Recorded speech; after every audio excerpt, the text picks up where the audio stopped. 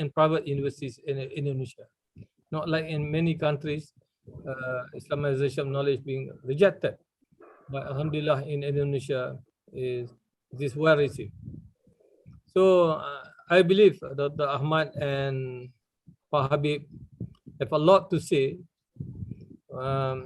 What will be the potential and the prospect of Islamization in Indonesia now and the future, of course. So each of you will have only 20 minutes, 20 plus or 20 plus or minus. So, and then we give some question time to the participant. So without further ado, may I invite first speaker, Dr. Habib Chirzin, or Pak Habib, deliver his speech. Welcome, Pak Habib. Bismillahirrahmanirrahim. Assalamualaikum warahmatullahi wabarakatuh. Waalaikumsalam. Alhamdulillahilladzi dominat sa'adah fid dunya wal akhirah. Addaha liman ittaqa wa amana wa amila salihat. Alladzi yukafil mujahidin wal amilin al mujiddin al sabrihim wa thabatihim. Allahumma salli wa sallim ala hadha an-nabil karim wal rasulil azim khataman nabiyyin wa man tabi'ahu ila yaumiddin amma ba'd. Alhamdulillah, it's indeed a great pleasure and a great honor to me to be with all of our friends, sisters and brothers in the IIIT. And I would like to express my sincere thanks and gratitude to Dato, Professor Dr. Dato Wira, Jamil Osman, as the host and the moderator tonight, and with our brother, Professor Dr. Muhammad Fauzan Nurdin, as the director of the IIIT for East and ESEA, for chairing and also for hosting this webinar. And I would like also to express my sincere thanks and gratitude for all of the participants from all the world. Islamization of knowledge is a long process, and I used to mention that Islamization of knowledge is the collective civilizational journey. Collective civilizational journey is a long process, and in Indonesia, at least we started this program during the 15th anniversary of the Abad Kebangkitan Islam, of the revival of Islam, of Hijri, the resurgence of Islam. And now we have a good impact in the developing of the quality of the university in terms of the quality of the teaching staff, but also in the textbooks and the quality of the services provided by the university, especially on the Islamization or integration of knowledge in the university. Actually, I myself, I started to fully involve in the IIIT activities since 1996 when I was elected and then assigned as the Secretary General of IIIT of Indonesia under the supervision of Dr. Jamal Berjanji and Dr. Ahmad Tatonji. And we have the President in Indonesia, Professor Dawam Raharjo, Director of the UNISMA, Universitas Islam in Bekasi. And since then, we invited some of the international speakers. We have Dr. Loe Sofi, we invited Dr. Ibrahim Rajab, and also some of the senior speakers like Professor Malik Badri to be our resource person in the Islamization of knowledge until the early 2000. And we started to have a very more systematic in the Islamization of knowledge since 2000 by the guidance of Dr. Ahmad Tatonji, who came regularly to Indonesia, and he has invited some of speakers from Saudi, from Germany, from Tokyo, like Dr. Saleh Samarai. Yeah. From Germany, we have Dr. Al-Jafri, is a surgeon. Yeah. And then we invited also some international speakers in the Islamization of knowledge, where we involve also some of the international experts in the international conference organized by IIIT and organized by the Association of the Private Islamic Universities. In the 80s, we used to have about 250 Islamic universities. And in 1989, it was our first international conference on the Islamization of knowledge of the social science, jointly organized by the Association of the Private Islamic Universities and the WAMI, World Assembly of the Youth, during the leadership of Dr. Maneh Juhani. And in the Indonesian ministry, we have a former Minister of Religious Affairs, Professor Munawir Shazali. I'm happy to mention here that in 1989, we begin to have a regional conference on Islamization of social science. But we invited also some scientists like from the director of atomic energy of Indonesia, Professor Baikuni. Yeah, we have from the medical science from Jakarta, yeah, Professor Teguh Yaakob, the former rector of Universitas Gadjah Mada. Yeah. And from Malaysia side, we invited Professor Dr. Said Nagib Alatas. Yeah. We have Professor Syahrir Muhammad Zain, the mathematician and the president of Asasi.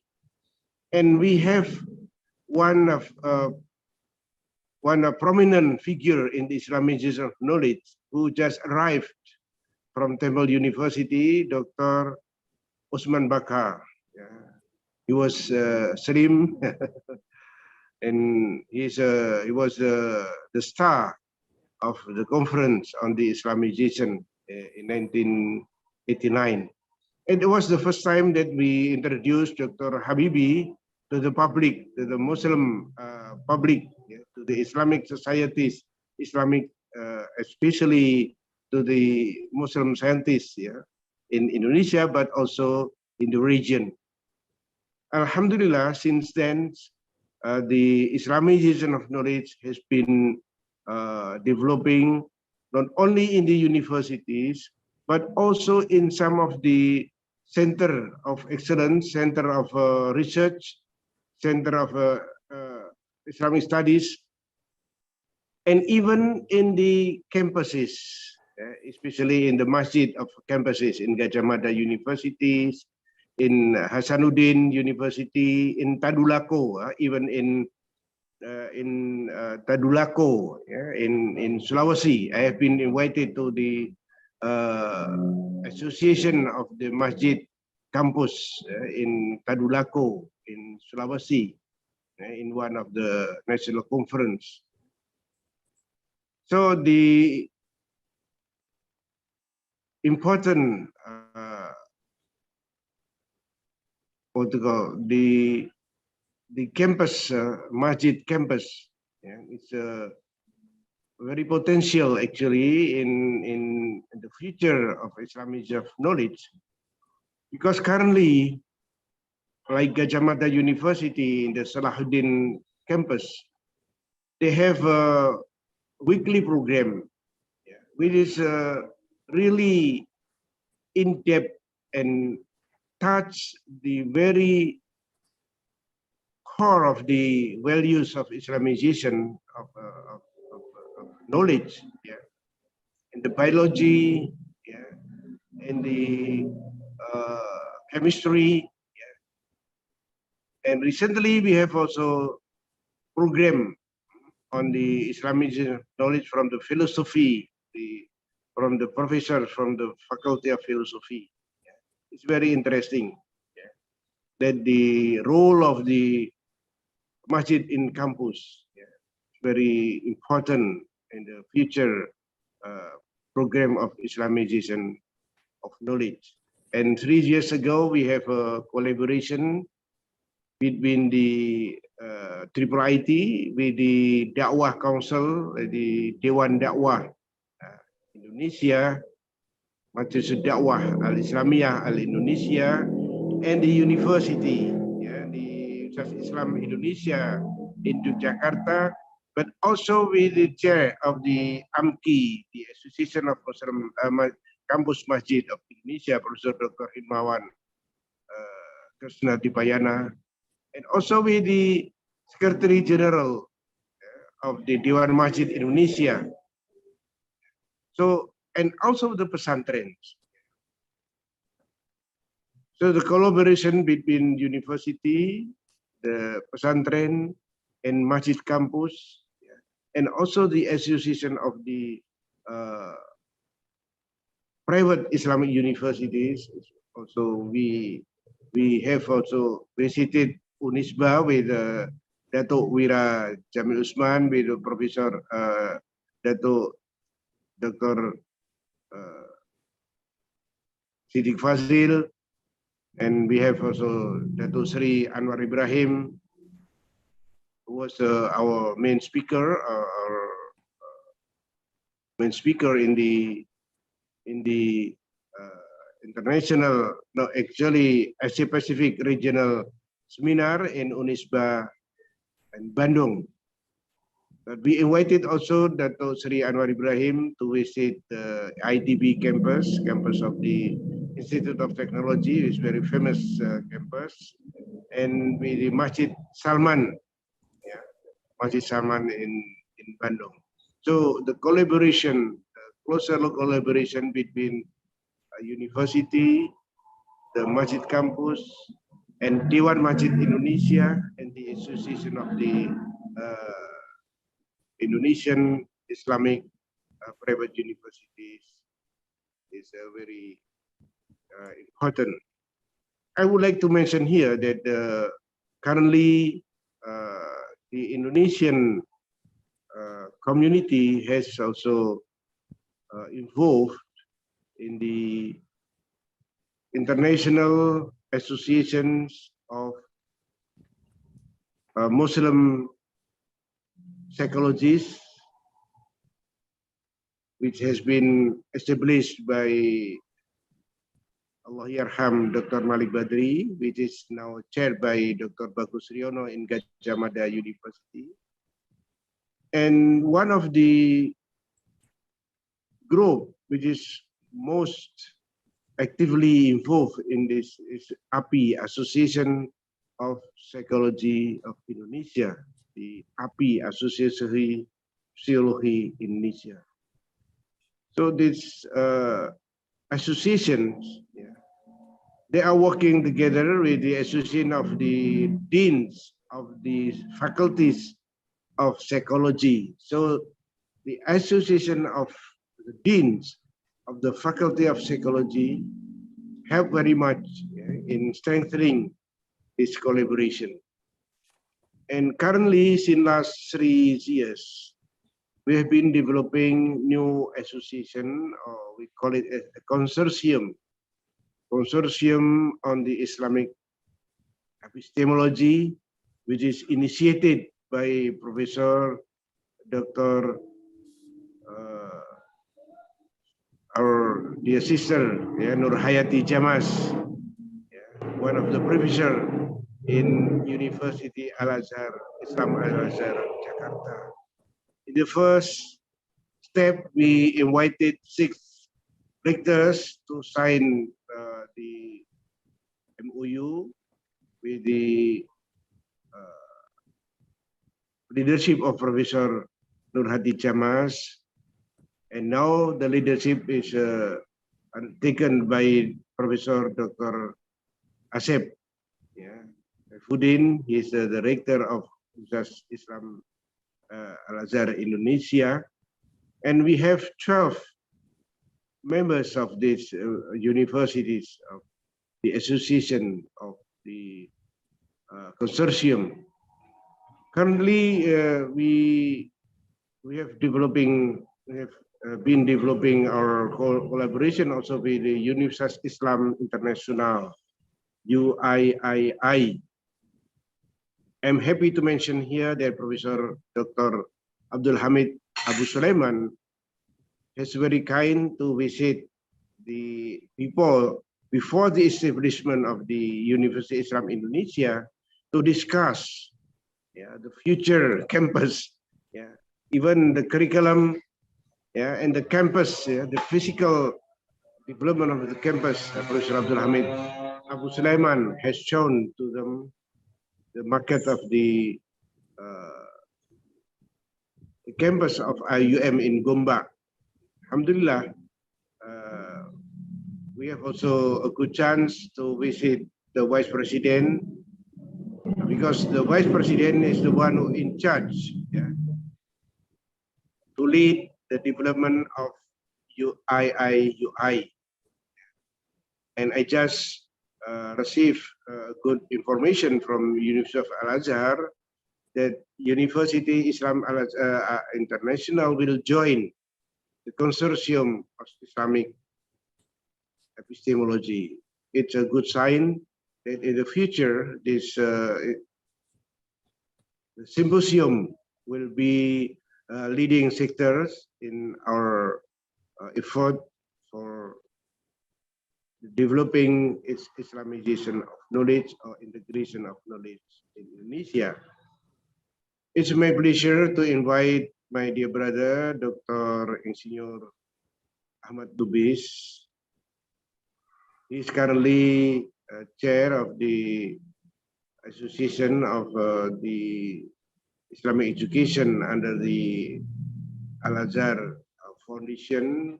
He is former rector of Al-Azhar University and former deputy rector for academic affairs of Al-Azhar University. We would like also to sternly share with us some of his overview on Indonesia.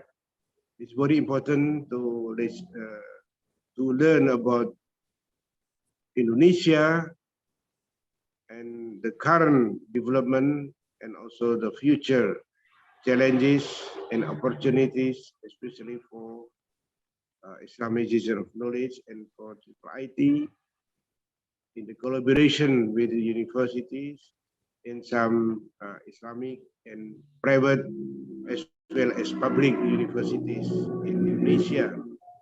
And I'm pleased to invite my dear brother, Dr. Insinyur Ahmad Lubis. Please, Dr. Dato Jamil, invite Dr. Ahmad Lubis, and I thank you very much.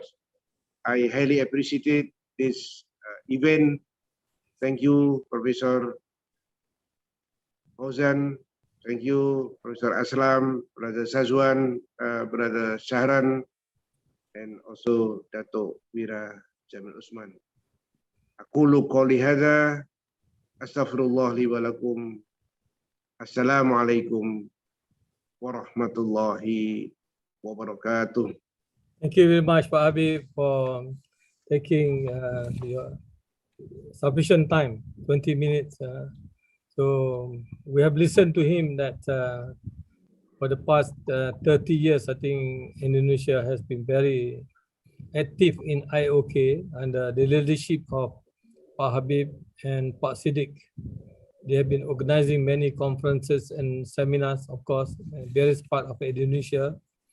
So Pak Habib has been very instrumental, and mashallah, Pak Habib is the vocabulary of IOK in Indonesia. Remember all the personalities. Even I can't remember when I was with him in many occasions, mashallah. So thank you very much, Pak Habib. We hope to see IOK will be doing more work, inshallah, in the next 20 to 30 years for our younger generation, inshallah. So without further ado, I wish to call upon Dr. Ahmad Lubis to give a talk on this issue. Thank you very much. Yeah, thank you very much, Dr. Jamil, dear Professor Fauzan, and also dear Sir Habib Chirzin, and dear brothers and sisters. I think this is an honor for me to have joined the IDSO. This is the first time for me, and I'm new. So this is kind of silaturahim for me to everyone's. Yeah. Please allow me to share my screen.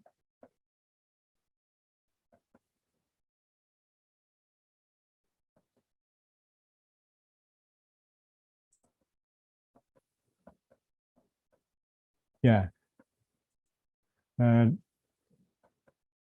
Dato Jamil, please allow me to give some kind of an overview on Indonesia, development challenges briefly. Maybe not many of us knows about the situation in Indonesia.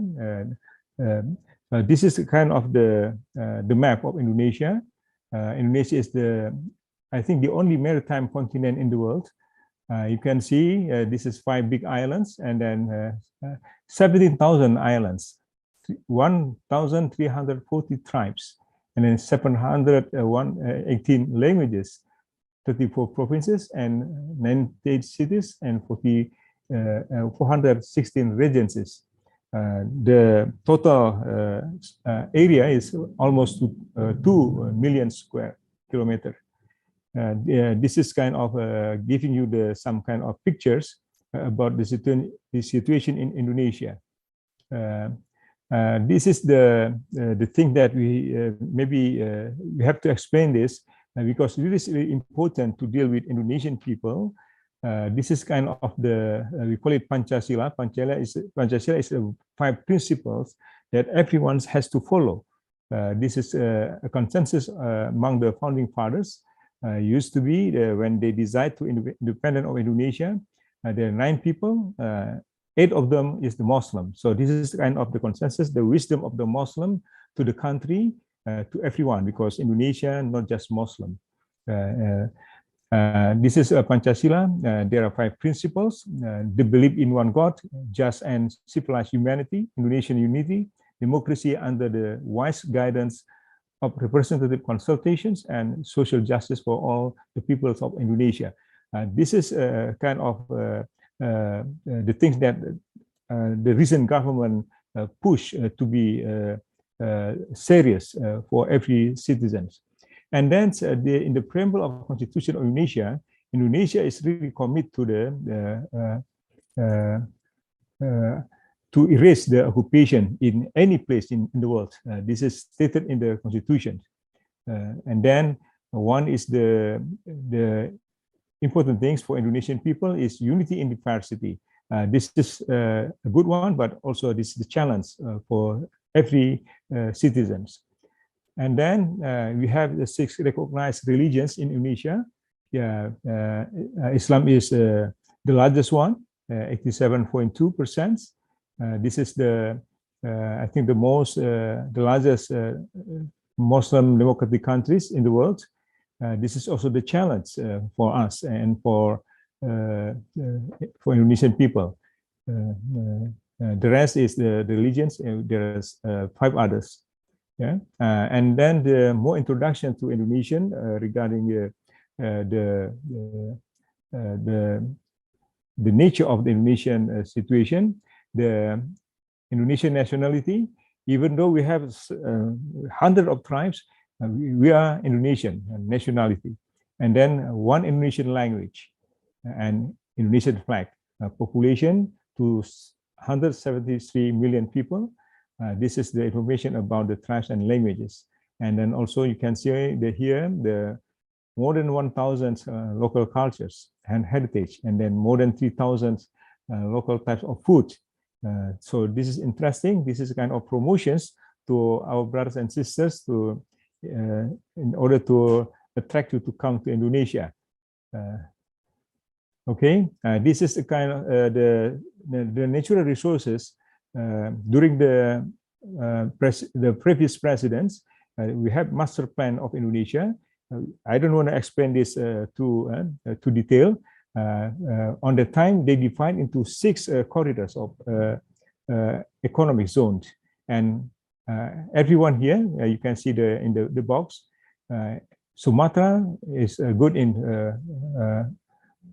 energy and also the plantation, and then Java is good in the service and also the manufacturing, and Kalimantan in the energy and that mining, and here Sulawesi good in the mining, also oil and gas, and also the fisheries, and then Bali tourism.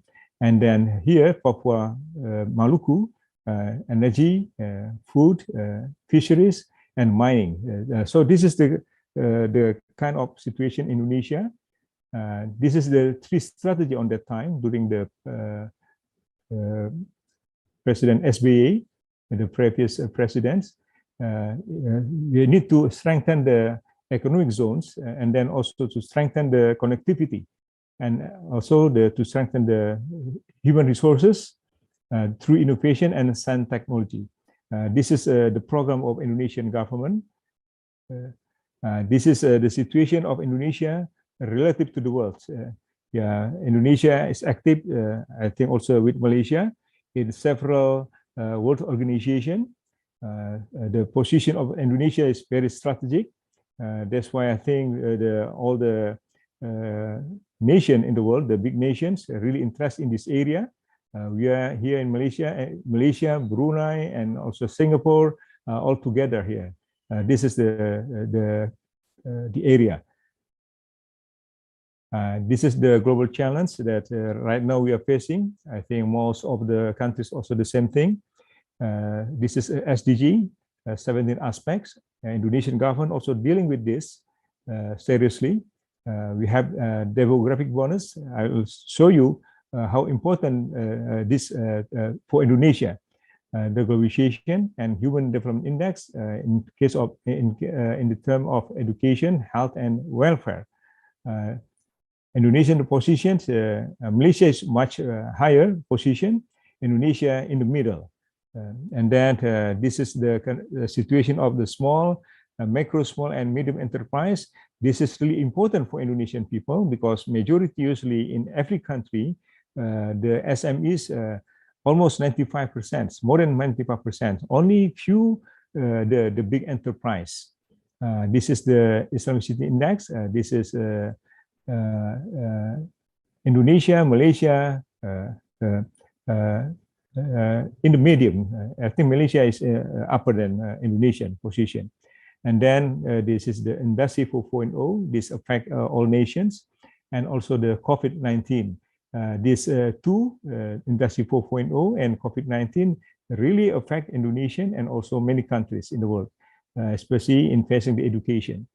This is the challenge for us, especially in Indonesia. In terms of the bonus demography, this is really important for us because Indonesia has really good demographic bonus because 98% of the people is in the productive side, in the age of productive, from 19 to 65 years old. 55 years old. So this is need to be educated. That's why Indonesian government really concerned on this. That's why they they provide scholarship for Indonesian people for higher education inside the country and also outside of the country. And then this is the situation of Indonesian institution in Indonesia. Thanks to Dr. Jamal. Dr. Jamal, we already mentioned some of them. This is the recent data. Basic education from the primary school, from kindergarten, primary school, secondary high school, and up to the senior high school. We have 394,000 schools, and then 3,360,000 teachers. And then for higher education, we have 4,100 higher education, and then we have lecturers around 300,000 people. The reason we mentioned this is the area of potential for IIIT to deliver the message. Yeah, and this is kind of the Science, Technology, and Innovation Institution in Indonesia. The first one is the Indonesian Academy of Science and National Research Council. And then we have the Center for Science and Technology in Puspiptek Serpong. And then this is the BRIN. This is the new one, Badan Riset Nasional. This is kind of agency for national research and innovation. This is recently built 2 years ago. So all the scientific institutions right now under this BRIN. We have R&D centers in various ministries and also R&D in private state-owned enterprises, but not that big like in the advanced countries. BRIN has a lot of laboratories and then also a lot of BRIN-related scientific institutions. This is the situation in Indonesia. The recent government, due to to build the discipline of the country, they have the program, they call it Mental Revolution. I think this is also related to what the interest of IIIT to build the people. That's why I put this also for us to have a picture about Indonesian situation. The first one is Indonesian to serve excellently, and then Indonesia clean, Indonesia discipline, Indonesia self-reliant, and Indonesia to get united. This is the really important message from the government to the people of Indonesia right now. This is the Islamic institution in Indonesia, Indonesian Mosque Council. We have under Bapak JK, the Vice President of Indonesia, the former President of Indonesia. He's the chairman of the Indonesian Mosque Council. We have also IIMI, Indonesian Association of Muslim Intellectuals, IIMI. We have Association of Indonesian Campus Mosques of Indonesia. We call it AMKI. And then Muslim Student Association, we call it Himpunan Mahasiswa Indonesia. And then we have, this is the Agency for Cooperation of Private Islamic Universities. More than 400 Islamic universities under this organization. And then we have, this is Kahmi, the alumni family from HM here. And then we have here the Association of Executing Agency for Private Islamic University. And then this is National Committee on Sharia, Economic and Finance. This is recent bit, and many others. This is the big one that I present to you. The reason I put this one, this is kind of later to be our strategic partnership. Our strategic partners to develop this Islamization of knowledge or integration of knowledge for Indonesia. This will help us to bring to go to the school, to go to the higher institution, higher education institution. This is the Islamization of knowledge, the experience that we have. Especially in Al-Azhar, also in other universities. I like to bring this ayah. This is the Surah Al Imran, ayah 190 to 191. Bismillahirrahmanirrahim. Inna fi khalqis samawati wal ardi wa ikhtilafil layli wan nahari layatin li ulil albab. الذين يذكرون الله قياما وقعودا وعلى جنوبهم ويتفكرون في خلق السماوات والأرض ربنا ما خلقت هذا باطلا سبحانك فقنا عذاب النار. These two ayah always given to the students when we were in the university on that time. Yeah, maybe Dato Jamil and Professor Fauzan remember Pak Imaduddin. Yeah. Pak Imaduddin usually give us this two ayah. This is wajib to be known, and this is the roots to go into the ayat kauniyah and ayat kauliyah, because these two ayah really push us, really give us a kind of the importance of the creation of God, the creation of Allah. This is the frame of thought of Islamization of knowledge that we may have in Al-Azhar University. In Al-Azhar University, we start from the beginning. When we established the university in 2000, we have this idea because we interact with IIIT when we were in the United States. And then at the beginning, around 2000, Professor Dr. Abdul Hamid Abu Sulaiman and also Dr. Ahmad Totonji also visited us. So they know really about the beginning of the university. And then we had the discussion between Professor Zuhal Almarhum and Dr. Ahmad Totonji and also Professor Abdul Hamid Sulaiman. That's why we're interested in this matter. We try to introduce this approach. I think in your place also the same thing. Yeah, Allah has two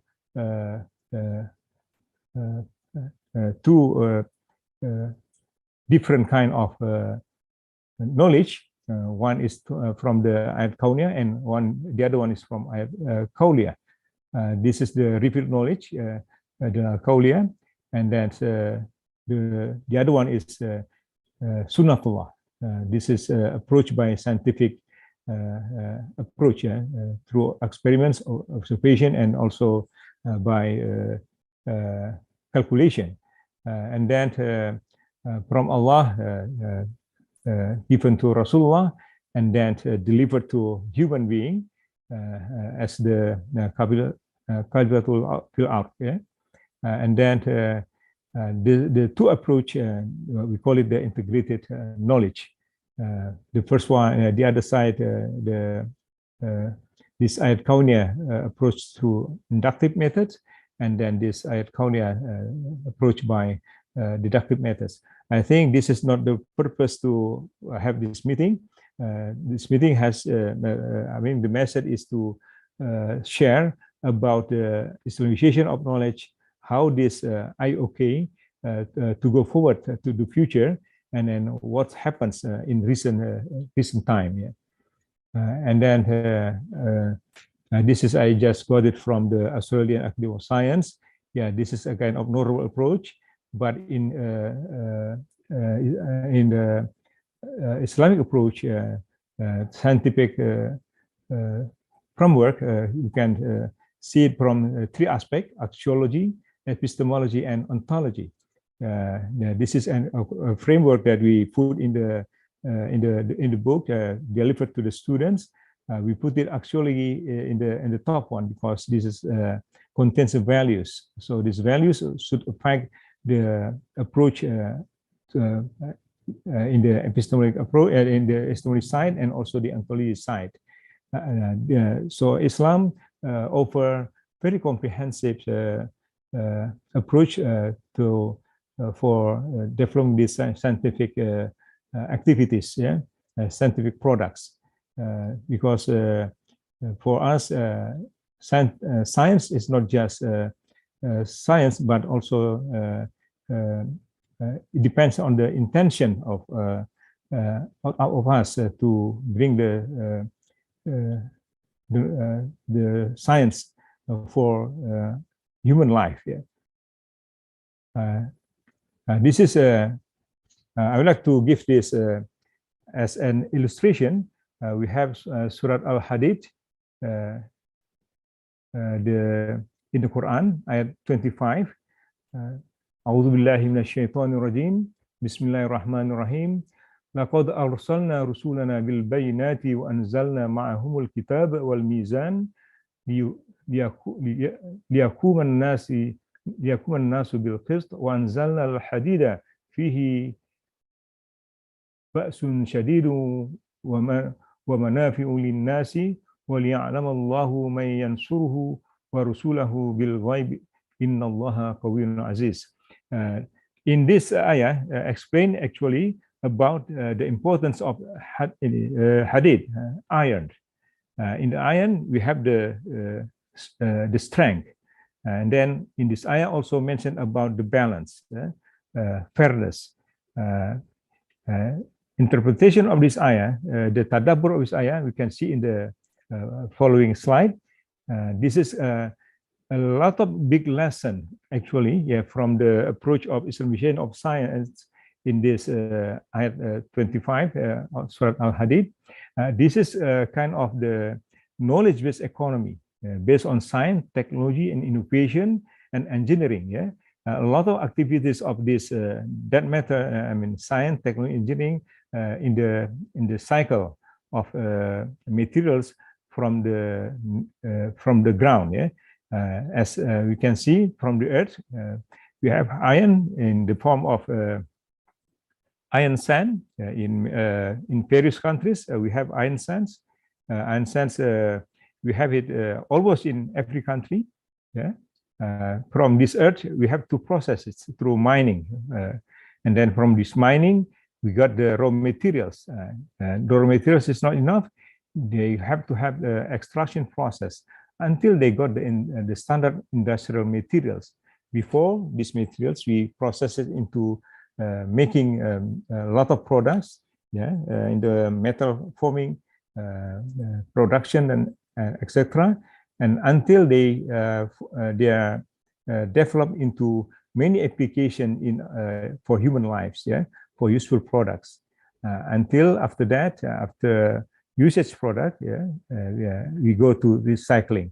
If we see from every step in this stage, we can see a lot of science and technology and innovation involved, and not just science, technology, and innovation and engineering, but also social aspect. And because around the mining area, around the industrial and process in the industries, we have a lot of economic activities, social activities, and etc. So this is the things that we need to develop Islamization of knowledge in any aspect of this cycle. Especially, for example, in the manufacturing product, like less waste manufacturing system, how to make the product efficiently. This is kind of the how this IOK can be really challenged in order for our Muslim professional to think about to improve, not just making the product, but how to make it efficiently, and then what is the purpose of the products to be made, and then and etc. This is the comprehensive example about Surat Al-Hadid to explain how this IUK can be developed. Because like we see right now, how to make to replace iron with polymers, for example. This is kind of approach, or because the iron very expensive, and also create the waste, and then destroy the environmental condition. Yeah, and that's why also in the polymers they need to develop the gradable plastics, for examples. This is the thing that we have to pay attention to. And then here, recycling process. We are in the Quran, many ayahs mentioned about the environmental ecology. Yeah, about ecology to be sustainable growth. Yeah, this is the thing that I think the IOK should take part into looking deeper side on that matter. And then this is I would like to address the other side, the thing that I just mentioned. That's from the message from the Quran. If we are looking for this three foundation, this Iman, Islam, dan Ihsan, this is also what I call it. I'm interested in this matter because if we go, we see this one by one. Yeah, I say this is kind of very fundamental elements to develop human resources based on Islamic perspective. Why is that? So because in Rukun Iman, we can see here, yeah, by knowing Allah, by knowing Malaika, Rasulullah. So in every aspect in Rukun Iman, this is driving us to develop our cognitive knowledge. Yeah. And then Rukun Islam, this is a driving force to inspire us also to build our practice, practicing all the Rukun Islam, yeah, aspect. And then the Ihsan is driving force and inspiration to build our attitude. If we see this one, these three components, this really relate to what we call it in the education system by cognitive, psychomotoric, and also affective aspects. This is really hand in hand, yeah, to strengthen the human resources, to develop human resources in Islam, to be integrated, yeah, to be comprehensive. Yeah. This is, I took it from the MNC multinational corporation. I think everyone has already seen this. This is intellectual capital management. I don't have to go to the whole things, but I would like to see from this modal manusia, human capital aspect. So this is kind of pushing,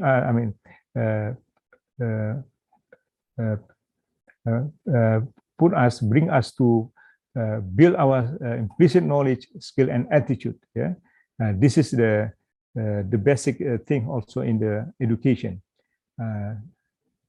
This intellectual management, intellectual capital management approach. By building this, we build our explicit knowledge and also building the process and culture in our life. Yeah, this is the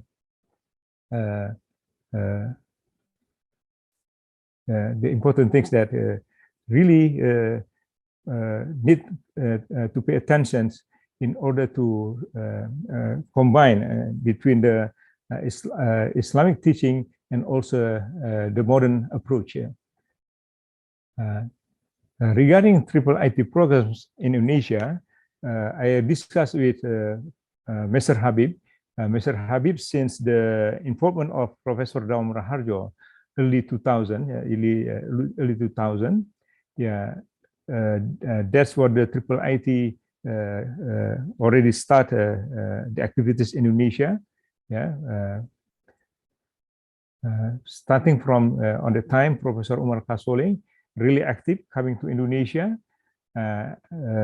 Since Professor Dr. Umar Kasole lead this project and also accompanied by Mr. Habib, we have right now community of health sciences in Indonesia, where probably Mr. Habib later can explain the condition, but the people are still there. Yeah, some people already, we make the list of it, and we send to the IIIT International. And then we have also the Association of Dean of Sharia Economy. This is dealing with Islamic economic. This is also a very strong group. And then recently, in the last, I think, 5 years, we have Islamic psychology communities. Yeah, this is also very strong. Usually, most of the people from UGM and also from UI Yogyakarta involved in this program. This is, I think, very new, and then a lot of young people involved.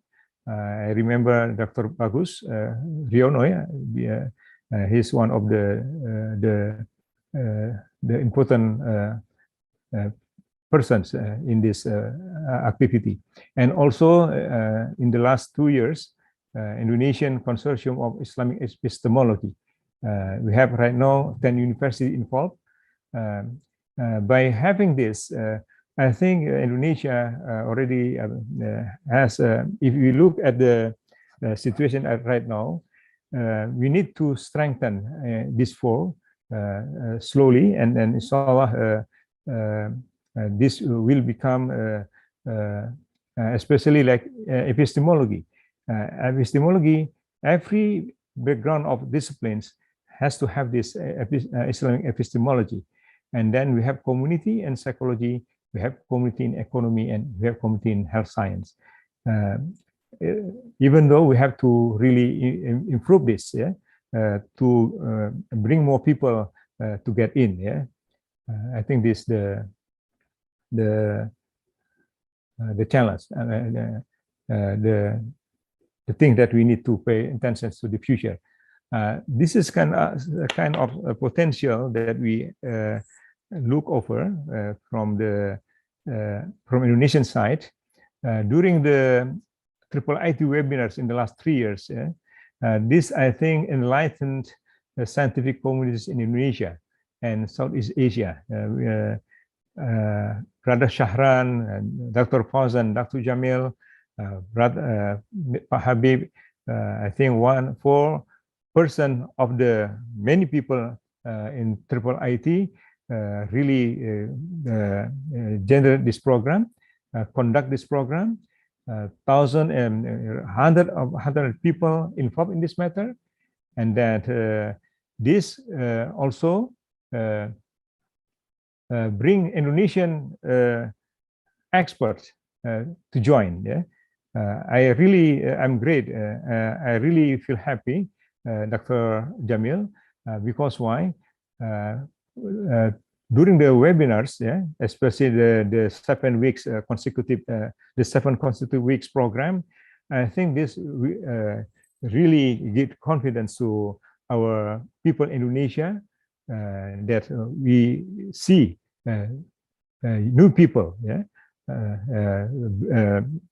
give these lectures to Indonesian people, and then especially also right now the program of Fiqh and Husul Fiqh, a lot of Indonesian involved in this matter, and then few mentioned Islamic institution above. Yeah, I hope this become our strategic partners. Of course, we have to coordinate with them. Yeah, give them the information about IIIT activities. Yeah, like for example, Professor Jim Asriki. Yeah, he's now in the senior academic fellow. Yeah, he supported this program, and then we'll bring more people. For example, from AMKI, Association of Indonesian Campus Mosques. Yeah, we have like 400 mosques there. This is kind of our strategic partners. This is the thing that I see a kind of potential to develop this IIIT, and then they really wants to have this to be implemented. And then more Indonesian intellectuals, scientists, professionals get familiar with the Islamization of knowledge. I think this is also kind of the preparation for next generation. Why I try to look at this, because when Dr. Ahmad called me on the time, he mentioned about the importance how to bring Indonesia also to get involved in this IOK, because he realized that like Malaysia, I think too far ahead already compared to Indonesia. Then we are great. We are glad that Malaysia also already had experience like that, and maybe sharing to Indonesian people, and then later we bring more people to get involved in this matter. And then the challenge, one is the development of communities of various disciplines of knowledge. I see lately, I think the last 2 months, like UGM, they already have prepared much better than the other campus. They have strong in psychology, also physics, chemistry. I think this is really good. So Indonesian people already have some. Indonesia has some people already in this matter. And then communication and synergy with local institutions is really important. And then to build big data as source of lessons learned for young generation, because a lot of good materials addressed to the audience by IIIT, this needs to be managed in order to be able to get access for young people to get access to that materials. This is, I think, IIIT big program to the future. Of course, many other things, the challenge that we have to really face for bring IOK to the Muslim community, especially in this era of IT. We hope that we can really build our young generations to be strong in moral ethics and spiritual values, and also good in knowledge, science, and technology and innovation. I think this is the big challenge for us together, because we are Muslim, so Indonesia and other countries, Malaysia, Brunei, and India, Bangladesh, Pakistan, and many other countries, if we go, bring this IOK to the young generations years to come, inshallah, this will be much better for the young generation Muslim. And then by intention, this is good for all of us, rahmatan lil alamin, not just Muslim, but to bring the environment, the world getting better, because Islam has offered the beauty of the values and teaching. So by these activities of IIIT, as I remember when I met Dr. Ahmad at the beginning, early 93, in 1993, in Haddon, Virginia, when we came together with Malaysian brother, we came one Indonesian delegation from Columbus. So he invited us to come to the center of the mosque. One thing that he taught us that it is really important to build communication with our surrounding. This is, I think, the thing that we have to really do in Indonesia. We have to coordinate. We have to be open, because IIIT offers good things for the kindness of Muslim, and also the kindness of Indonesian people, and the kindness of the world, and then also the kindness of IIIT related countries that active in this matter. I hope the IIIT can do more, and also Indonesia, IIIT also involved in building other institutions also, and I think we have to really work together. Whatever we have established already, and then we go together, and then we bring this more to our younger generation, our younger brothers and sisters. thank you very much. That's what I like to address. Assalamualaikum warahmatullahi wabarakatuh.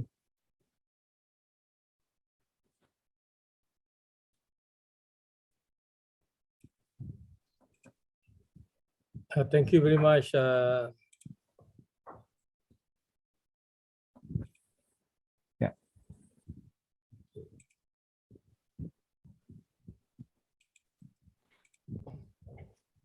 Thank you very much, Dato Ahmad, for your long explanations on the general knowledge and overview of Indonesia. This is very important for those who are far away from this area. They might not know much about Indonesia, but they might have heard so much. But it is a big country. It's a big Muslim population, and majority are Muslim, and could see that it's the largest Muslim population in the world. Dr. Ahmad was mentioning about the potential of Islamization of knowledge in Indonesia. So we could see that during the COVID, many webinars organized by IIIT Indonesia and Malaysia penetrated the public, general public, student and professors in Indonesia. So there is one area I think we could see the great potential. If this thing is growing, then more people will be involved in the Islamization. And also the Islamic institutions now is growing in Indonesia. We could bring more Islamization. It will be easier to bring Islamization to the Islamic institution. For example, in UIN they have introduced the Islamic economy, Islamic banking and finance and so on. So by opening some department program or faculties, and also there are in the conventional universities as well. But we hope that this thing will be growing in Indonesia in the next 20 to 30 years. We might not be around. Pak Habib will not be around anymore. I will not be around. Dr. Ahmad will not be around. All of you might not be around, but we could see that there's a great potential. Indonesia is a great potential. Even you could see the Islamic banking in Indonesia is growing big. You know, it will be the biggest Islamic banking system in the world. You could see that in Indonesia, and we have to attract more Muslim intellectual, of course, in various disciplines, as Dr. Ahmad mentioned, to make them understand what Islamization is. How can they integrate the values in their disciplines? Psychology, economics, and Islamic banking, finance are very active in Indonesia, but we have not penetrated any other disciplines very much. But of course in social sciences as well. So the challenges and so on. So I think we do not have much time, and we would like to have a few questions from the audience. Yeah. You could raise your hand and we make you unmute.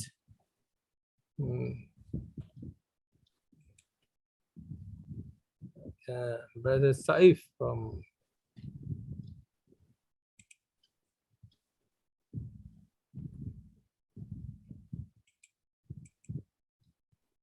Please make Brother Saif to be unmute. Hello, can you hear me? Yes, Brother Saif, yeah, okay. Introduce. Thank you very much. Thank you very much. Assalamu alaikum, everyone. Really interesting presentation. Thank you very much for this great presentation. So I have kind of a broader question, a more foundational question, and I would like input from the very well-informed and experienced panelists who are there. And we had the privilege to listen to them from their experiences and so on. So the question that I have in my mind is that as correctly described by various panelists, Indonesia has a large Muslim population, but it is not an Islamic nation state, right? The guiding principle of Indonesian nation state, the principles are inscribed in Pancasila, not in Quran. Now, given that the Western modernity was the foundational model for the founding fathers of modern Indonesia, I mean, if you look at the exchange that Sukarno had with Muhammad Nasir, we know that Sukarno in some ways dismissed Islam or Islamic institution of Khilafat as a medieval system, and he wanted to emulate a westernized modern system. And this, I think, in my limited knowledge, this particular state of affairs is not changed. And here I mean that institutional structure has not changed. So what is and what will be the nature of this project of Islamization of knowledge in Indonesia? And can we simply add Islamic or Islamization prefix to secular, or I would say anti-Islamic foundations of polity and institutional structures of post-independence Indonesia, and hope to achieve anything but a sort of a tokenistic, ritualistic version of knowledge systems, which remain dedicated to colonized or Western roots? So this, I would like to know the perspective of the very well-versed and very well-informed panelists, please. Thank you very much. Jazakallah khair. Okay, thank you, Brother Taif. Can I have another question, Brother Nuruddin? Can you unmute Brother Nuruddin, please? Hello, Prof. Yes, Can yes, you hear me? Brother Nuruddin, yeah. Yes. Where are Thank you from, Brother Nuruddin? Yes, I'm from Indonesia, Prof. Yeah, okay, fine. From which part? Selamat malam, Pak Habib dan Prof. Ahmad Lubis. I have three short questions. I want to know, my first question about in 1977 Makkah conference, Indonesia sent two representatives, namely Muhammad Nasir and Rashidi from Muhammadiyah, to the conference. Can you explain the role of these two intellectuals in spreading the idea of Islamization of knowledge in Indonesia? And my second question about the term Islamization of knowledge in Indonesia sometimes contradicted with the idea of integration of knowledge and also the idea of prophetic social science. Some people say that Islamization is not integration of knowledge and Islamization is not prophetic social science. What do you think about this? It is all only misunderstanding or what? What do you think? And I want to know, Pak Habib and Prof. Ahmad, what do you think about the situation of the production of knowledge in Indonesia, about the secularization of knowledge? Yeah. What do you think in Okay, thank you. Thank you. Thank you. Can I have another question? No, not from you, from others. Any other question? Okay, if there is, you have a Ibu Sanda.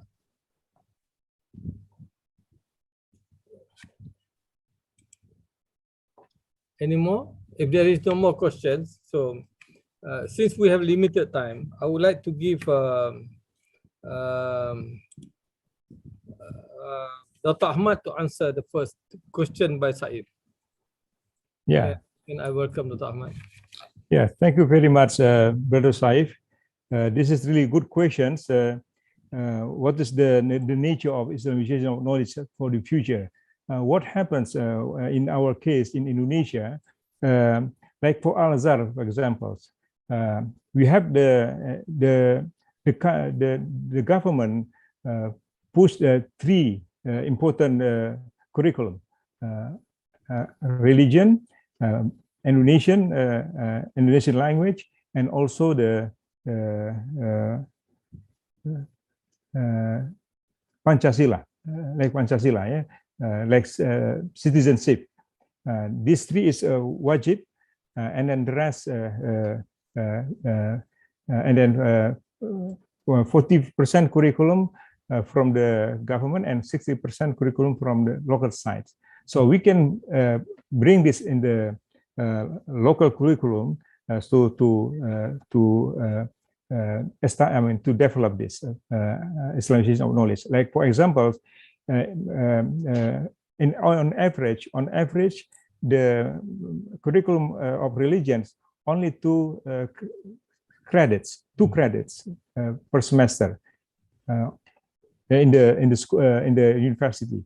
But in Al-Azhar, we have this IOK. We put more 3 credits in this, so we have 5. And also we have other program too. So this is very loose, as long as we try to conduct the wajib program from the government. Yeah, this is also depends on the. That's why we need to really bring this. I mean, this effort systematically and well planned. This IIIT approach, I think this is really good. During the webinar sites, I think the one who follow this program, not just from the our brothers from the Islamic universities, but also from the state university involved on this matter. And then we have to. That's why we have to. I mean, like I mentioned to Professor Habib, Mr. Habib Chirzin, we have to be well coordinated with our institution and with other institutions, like for I mean, Association of Indonesian Campus Malls, and then we have also the agency for cooperation among the Islamic private universities. We have hundreds of universities in there, and slowly we establish this. I hope slowly another 10 to 20 years, like expectation from Dr. Ahmad Totonji, become a reality. But we have to do this carefully and then well planned, like the things done in IIUM. Yeah, I think IIUM experience is really good, and then a lot of Indonesian also there getting the materials of this IOK in their during their study in IIUM. So many times, it takes time, but I'm optimistic that slowly we can develop this. Yeah, a lot of also critics on this IIIT approach. Yeah, but actually they can accept the goodness of that. Yeah, even though they may criticize. But they a lot of good things. Yeah, we can hear, we can see, we can feel it. Yeah, through this IIIT approach. Of course, yeah, we have to realize this IIIT founding fathers. They used to be in the United States mostly, and then they developed since 1962. And they develop Muslim Student Association, and they develop program, they develop global da'wah, and so they're. I mean, the only world organization at recent time, I think one of them is IIIT. Yeah, like you see, Dr. Ahmad Totonji and other fellows, our guru in IIIT. Until today, they have really good spirit, high spirit on this matter. That's why when I was called, I cannot reject, even though I think I have a lot of work actually. But I have to be frank with the institution that I work with, because this is there is a religious message to our young generation. That's what I can say, Mr. Said. Okay, thank you. Thank you very much, Dr. Ahmad. Yeah, so we may call the Habib to answer the second question by Brother Nuruddin. He was asking about the role of Pak Nasir, Pak Rashidi, and Pak Zakashi as well. Jamal, Pak Jamal, and there are 4 people who attended the 1977 Makkah conference. Can proceed, Habib? Thank you, Dato. Thank you, Brother Nuruddin. Thank you, Brother Dr. Ahmad Lubis, for the very clear answer. And it seems of the brothers who raise questions, they have a good knowledge on Indonesia and on the process of Islamization of Indonesia. And Brother Zaid, he knows well about the process of decolonization in Indonesia and Islamization of knowledge or integration of knowledge in Indonesia has a certain aspect of decolonization, of the de-westernization. To Islamize, it means to decolonize and de-westernize, de-secularize, and it means that to have a reform on the education, but also reform in the civilization. So civilization reform to be excellence, excellent, the quality of the university, excellence in the services, and also excellence in the research and the knowledge development. So I thank you very much for Brother Zaid and Brother Nurdin. Alhamdulillah, during 1977 conference, the first World Conference on Islamic Education held in Mecca, Bapak Muhammad Nasir and Bapak Saudin Jambe from Muhammadiyah, and also from Nahdlatul Ulama, we have Pak Seikhu. Yeah, and Zakashi. I beg your pardon? Zakashi as well. My guru, K. Imam Zarkashi from Pondok Badan Gontor, has also a good chance to attend this very important international conference. And some of the recommendations resulted from this conference to organize like a center for, in that time we don't use the Islamization, but to have ethics, Islamic ethics, and the Center for Development of Science and Technology in the Islamic countries. And one of the recommendation on this development of the science technology in the Islamic countries has been followed up by Dr. Muhammad Nasir by establishing Islamic universities in Bandung, in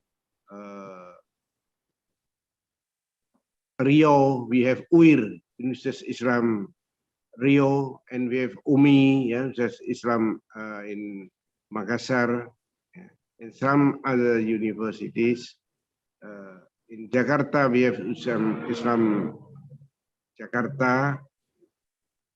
And certainly in Yogyakarta, we have Ustaz Islam Indonesia, which has been established before the conference. It was in 1945, but the spirit of the Islamic World Islamic Education Conference has been developed very well in UII until now. The current rector, Professor Dr. Insinyur Fathul Wahid, is one of our strategic alliance. He was the chair of the textbook writing in UII. He was the chair of the textbook writing program in UII under the leadership of Professor Edi Suandi Hamid. And we have invited also one of the deputy director, Dr. Ilya Mahardika, to come to IUM to attend the workshop in integration of knowledge and on the textbook writing. So Dr. Muhammad Nasir in Muhammadiyah, Saudi Jambe, has developed a certain what do you call measures, and Islamization, but not in the term of Islamization. But in the time we don't use Islamization. And in Muhammadiyah, they have the Islam kemuhammadian, Al-Islam and kemuhammadiyahan. It's a reform. Actually, we have the same spirit of reform in Islam and kemuhammadiyahan. It means reform in the Islamization of the Islamization, reform in the education, reform of the campus. And we have also witnessed some of the development of UICA, Universitas Islam Ibn Khaldun in Bogor is very advanced in Islamization, and we have very close relationship between UICA and IIIT. And when I was with Dr. Ahmad Lubis in Iftihar, the International Islamic Forum on Science and Technology, we have a very close relationship with UICA also, with the leadership in I am Saifuddin. And Professor I am Saifuddin has also a very close relationship with Professor Dr. Abdul Hamid Abu Sulaiman and Dr. Ahmad Tonji. So there's two organizations, Islamic universities established by Dr. Muhammad Nasir, and Muhammadiyah universities and Muhammadiyah schools established by Muhammadiyah in the 70s and early 1980s under leadership of Bapak Saudin Jambe. And Bapak Saudin Jambe of Muhammadiyah was rector of Muhammadiyah University of Jakarta, which has only 2 or 3 faculties, Faculty of Engineering, Faculty of Law, and Faculty of Education. We have a campus near the hospital, Islamic Hospital of Jakarta, RSIJ, Islamic Hospital of Jakarta. That's under Muhammadiyah establishment, and also the Dr. Muhammad Nasir actually from the very beginning has an idea of the integration of knowledge, no separation between Islamic and what we call as the conventional knowledge. Since when he was young, actually, in the Persis, Persatuan Islam, he has also announced that there is no separation of knowledge in Islam. But as it has been mentioned by Dr. Muhammad Siddiq Allah Yarham, that due to the activities in the politics after the independence, so the time to really realize the Islamization of knowledge in the Islamic universities has not yet fulfilled. So this is our duty, the IIIT in cooperation. Thank you very much. Thank you very much, Habib. Thank you very much. Thank you. I think it's time has passed about 20 minutes. Can you entertain one more question, or we stop here? I just want to add one more to the question from Pak Nurudin. This is the last question. Make it very short, Brother Muhammad Ali Hassan.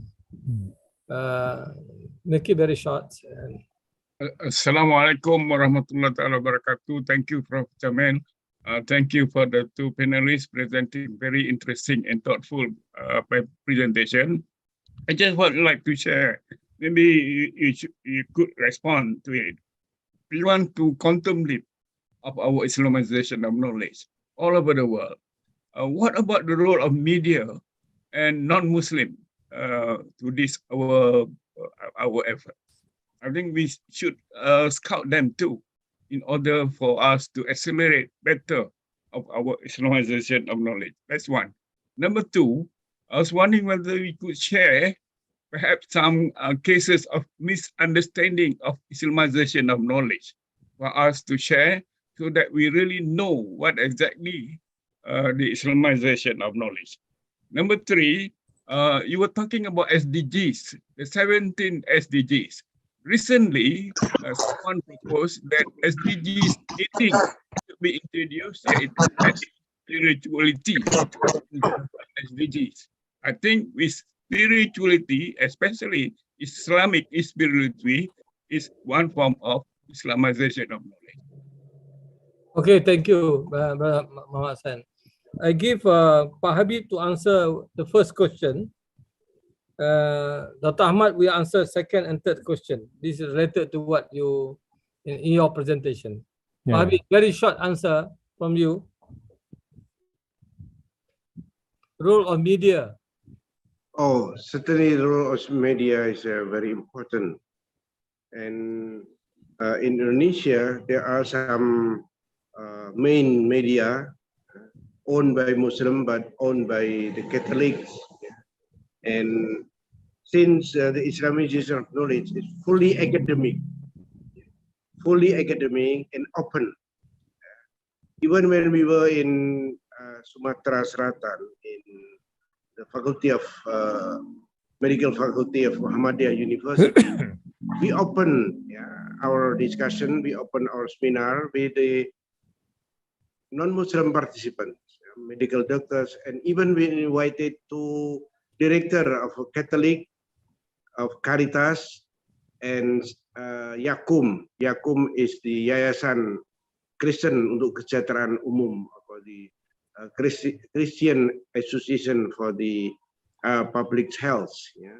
We invited not only the Muslim medical doctors, but even from the Catholic, the Christian universities, but the Catholic and Christian medical, what do you call, the hospitals directors, and they attended our program. Yeah.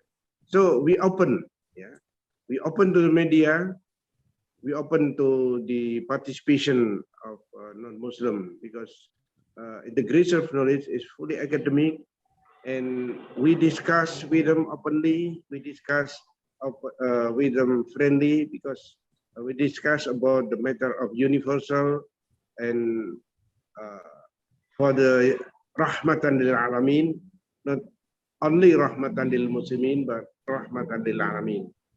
And certainly we have to use the media as well as possible, because currently the media, the social media especially, has a very strong, what they call the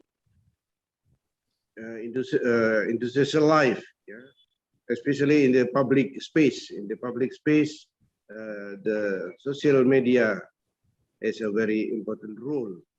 And alhamdulillah, so far we have got a good spot from the media, because it's a positive aspect, positive impact in terms of quality,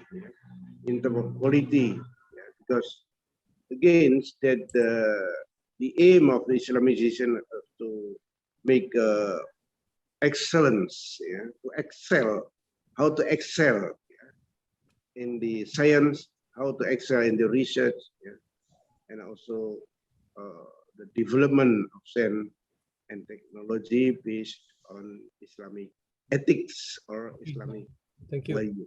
Thank you very much. So, I'm sure, but Nordin can see that social media now is on the Facebook, YouTube, and so on. I think the Islamization can penetrate through that, inshallah. And the second and third question, Dr. Ahmad? Yes, thank you very much. Yeah, I agree. Maybe some misunderstanding of IUK, because maybe the approach of IUK is not really clear to all some of us. Even myself try to find the approach. What's the best approach for this? Like, for example, on the time when Mr. Siddiq comes to me, came to me when he was he came to Al-Azhar, he like to offer to IUK to the guru teachers.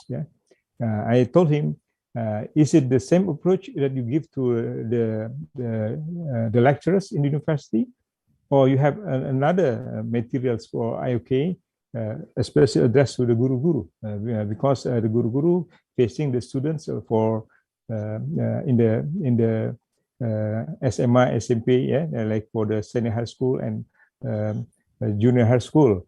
I think this is the thing that we need to really find the methods. If we hear to the presentations of IIIT on IUK, I think this is a kind of methodology. This is a kind of methodology. So I agree with Mr. Habib. We have to go through this academic approach. maybe the methodology become much better and better later if we for this IOK. So this IOK, maybe the methodology needs to be improved in order to be able to be easier to explain. I think this is the challenge. And then regarding SDG, almost all of the SDG aspect is really good actually. Yeah. I agree. We need to put the Islamic spirituality in that. There is regarding of gender. One of the things that's really bothers me, but when I discuss with a friend of mine, this is a good time to the Muslim, the Islamic, the Muslim or the expert and the United Nations try to offer what's the Islamic approach. Yeah, I think this is a chance for dialogue in order to bring this IDG better and better. I think that's the way to go. And even I put one more because 17, I try to find to make it 18. Islam is rahmatan lil alamin approach, and so we can I think make a dialogue on this matter with United Nations in order to bring this SDG good to everyone, like in Al Azhar University and the Yayasan Al Azhar. A lot of empowering program for Amil Zakat. I think 5 or 7 program of this SDGs done in Al Azhar actually. Yeah, for helping the poor, improving the quality of life. Yeah? This is good actually, and then. Open should be open to be improved. I think it's not going to stop at 2030. I think they're going to go further. Yeah, because this program. Yeah. Thank you very much, Dr. Ahmad. So we thank you very much.